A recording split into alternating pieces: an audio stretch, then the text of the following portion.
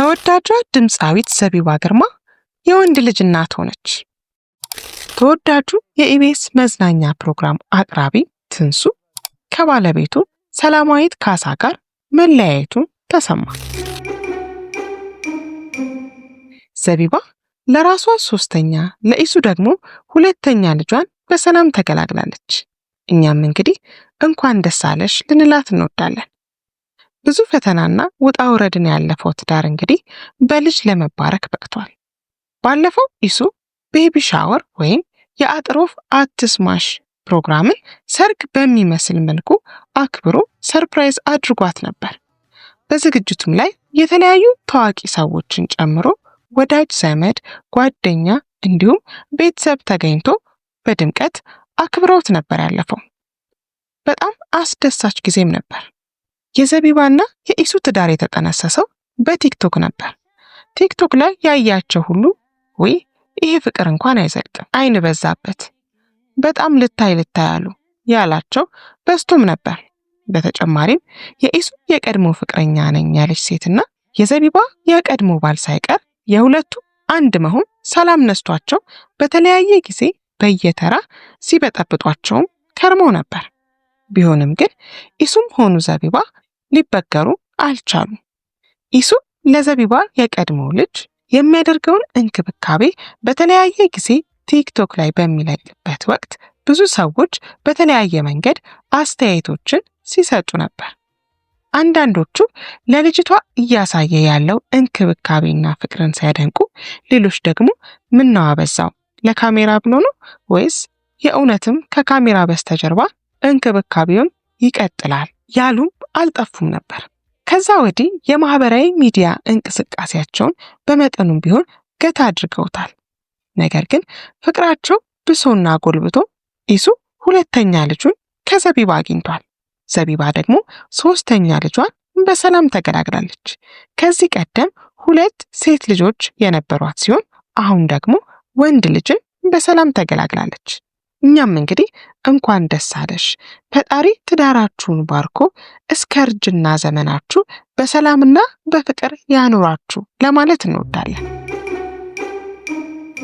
ይህ ኢትዮ ፕላስ ነው።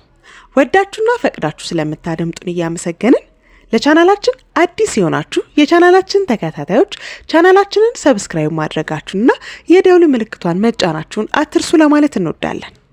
በሌላኛው መረጃችን ደግሞ ተወዳጁ የኢቢኤስ መዝናኛ ፕሮግራም አቅራቢ ትንሱ ከባለቤቱ ሰላማዊት ካሳ ጋር መለያየቱ ተሰማ። ትንሱ እንግዲህ ለመጀመሪያ ጊዜ ወደ ሚዲያው ብቅ ያለው ዘመን በተሰኘው ተከታታይ የቴሌቪዥን ድራማ ነበር። በህይወቱ መቼም ቢሆን ተዋናይም ሆነ የሚዲያ ሰው እሆናለሁ ብሎ አስቦ የማያውቀው ትንሱ በአንድ አጋጣሚ ነበር ወደ ፊልሙ ዓለም ብቅ ያለው። አጋጣሚው ካፌ ውስጥ የፊልም አዘጋጁ በኃይሉ ዋሴ ያገኘውና ለፊልም እንደሚፈልገው ገልጾለት ኦዲሽን እንዲወስድ ይነግረዋል። ትንሱም ኦዲሽን ለመውሰድ በሄደበት ጊዜ ብዙ ትልልቅ አርቲስቶች ስለነበሩ እሱ የሚሳካለት አልመሰለውም ነበር። ደግሞም ህልሙም ስላልነበር ያን ያህል አላጓጓውም ነበር። በጊዜው የአካውንቲንግ ተማሪ ነበርና ትምህርቱን ጨርሶ አካውንታንት የመሆን ህልም እንጂ ተዋናይ የመሆን ህልም አልነበረውም ነበር። ነገር ግን ከዛ ሁሉ ሰው መሃል ተመርጦ ለመስራት በቃ። እናም አሁን ያለበት ቦታ ላይ በአጋጣሚ ባገኘው እድል ተጠቅሞ ሊደርስ ችሏል።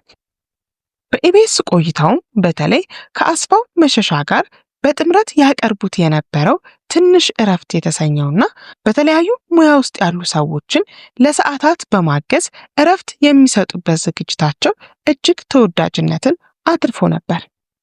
ነገር ግን ከአስፋው ህልፈት በኋላ ይህ ዝግጅት ብዙም ሊቆይ አልቻለም።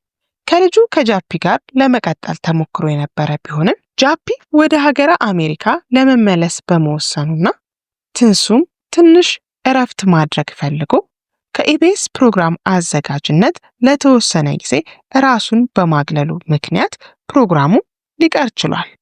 ትንሳኤ ለትንሽ ወራት ከኢቢኤስ ፕሮግራም መሪነት እረፍት ወስዶ በነበረ ጊዜ አብዛኛው ሰው ትንሱ ከኢቢኤስ ለቀቀ ወይ እያለ ብዙ ጥያቄዎችን ለኢቢኤስ ሲያቀርብ ነበር። እናም ትንሳኤ ከተወሰኑ ጊዜያት በኋላ ስላለሁበት ሁኔታ በቅርቡ ምላሽ እሰጣለሁ ብሎ ነበር። ብዙም ሳይቆይ ወደ ኢቢኤስ ተመልሶ የነበረበትን ሁኔታ አብራርቶ በቃጠሎ ፍልሚያ ላይ እንደ አዲስ ስራውን መጀመሩ ይታወቃል። ይህ ኢትዮ ፕላስ ነው። ወዳችሁና ፈቅዳችሁ ስለምታደምጡን እያመሰገንን ለቻናላችን አዲስ የሆናችሁ የቻናላችን ተከታታዮች ቻናላችንን ሰብስክራይብ ማድረጋችሁንና የደውል ምልክቷን መጫናችሁን አትርሱ ለማለት እንወዳለን። ከባለቤቱ ሰላማዊት ካሳ ጋር ስለተገናኘበት አጋጣሚ ከዛሬ 6 ዓመት በፊት በዛ በኢቢኤስ ቴሌቪዥን እንተዋወቃለን ወይ ዝግጅት ላይ ቀርቦ አጋጣሚውን ገልጾም ነበር። አጋጣሚው እንዲህ ነበር። አንድ ሬስቶራንት ውስጥ ከጓደኞቼ ጋር ተቀምጬ አንዲት ቆንጆ ልጅ በዚህ ጋር አለፈች አሉ። እኔም እሷን ለማየት ስለጓጓው ከገባችበት በተቃራኒ አቅጣጫ ሄጄ ጠበቅኳት። እሷም የመጣችው ጓደኞቿን ለማግኘት ነበርና እነሱን ለመጠበቅ ቁጭ ብላ ነበር። አጠገቧ ማንም ስላልነበር እኔን የምትፈልጊው ብዬ ቀረብኳት። በጊዜው ፈገግ አለች። ፈገግታዋ ደግሞ በጣም ደስ ይል ነበር። ከዛም ትውውቃቸው ጎልብቶ ተጋብተው 2 ወንድ ልጆችን ለማፍራት በቅተዋል። ትንሱ በአንድ ወቅት የኪውኪው ስናክ አምባሳደር ሆኖም ነበር። ማስታወቂያውንም ከልጆቹ ጋር ነበር የሚሰራው። እንግዲህ በቅርቡ ኢቢኤስ በሰራው አንድ ፕሮግራም ላይ የትንሱ ቤት ዕቃ ሲያሟሉ አስተውለን ነበር። ፕሮግራሙን የሰሩለት የፈርኒቸር ድርጅት የሶፋ ስጦታን ለትንሱ አበርክቶለት ነበር። በዝግጅቱ ላይም ትንሱን ልክ እንደ አዲስ ጎጆ ውጪ ነበር ቤቱን ሲያስተዋውቁለት የነበረው። እናም ደግሞ ቤቱ ውስጥ እሱና ልጆቹ ብቻ ነበሩ። እናም በዚህ ዝግጅት የተለያዩ አስተያየት ሰጪዎች ባለቤቱስ የታለች? ለምን እሷ ፕሮግራሙ ላይ አልቀረበችም? ወይም ደግሞ ለምን ስለ እሷ ማንሳት አልተፈለገም እያሉ ሲጠይቁ ነበር። እኛ እንግዲህ እንደደረሰን መረጃ ትንሱ ከባለቤቱ ሰላማዊት ካሳ ጋር መለያየቱን ሰምተናል። ምክንያቱ ደግሞ ተዘፍቆበት በነበረው ሱስ ምክንያት እንደሆነ መረጃዎች ደርሰውናል። በሰዓቱ ትንሱ ከሱስ መውጣት እጅጉን ከብዶት ነበር። እናም የሕክምና ባለሙያዎች እገዛ ሳይቀር አስፈልጎ ስለነበር ከሀገር ውጪ ወደ ሀገረ ዱባይ ጭምር አምርቶም ነበር። ገብቶበት ከነበረው ሱስ እንዳገገመ ራሱ የገለጸ ቢሆንም ነገር ግን ትዳሩን ማዳን አልቻለም። እንግዲህ እግዚአብሔር ፈቅዶ ነገሮች ተስተካክለው ትንሱ ከሚወዳት ባለቤቱና ልጆቹ ጋር የሚኖርበት ጊዜ ቅርብ እንዲሆን እየተመኘን ለዛሬ የያዝነውን መረጃችንን ከወዲሁ አገባደድን። መልካም ጊዜ። ቸር ያሰማን ኢትዮጵያ።